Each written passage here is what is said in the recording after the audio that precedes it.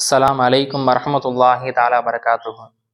அல்லாஹ் நல்லடியார்களே, நம்மள சில பேர்கள் கூட்டாக இருக்கக்கூடிய சமயத்தில், நண்பர்களோடு இருக்கக்கூடிய சமயத்தில் நாம் பாவம் செய்ய மாட்டோம். ஏன்னா அவங்க பார்க்குறாங்க, உறவினர்கள் பார்க்குறாங்க, நண்பர்கள் பார்க்குறாங்க, அந்த அச்சத்தோடு நம்ம இருப்போம். இதுவே நம்ம தனியாக இருக்கக்கூடிய அந்த சமயத்தில் நாம் பாவம் அதிகமாக செய்வோம். வாய்ப்புகள் இருக்கிறது. ஏன்னா அங்கே பக்கத்தில் யாருமே இருக்க மாட்டாங்க. அதனால தைரியமாக ஒரு பாவத்தின் பக்கம் நாம் போய் விடுவோம். இந்த பாவத்தை விட்டு நாம் தவிர்த்து கொள்ள வேண்டும். இதுக்கு என்ன சொல்யூஷன்? நபி ஸல்லல்லாஹு அலைஹி வஸல்லம் அவர்கள் அவருடைய வாழ்க்கையில ஒவ்வொரு நாளும் காலையிலேயும் மாலையிலேயும் அதிகமாக இந்த துவாவை ஓதுவார்கள்.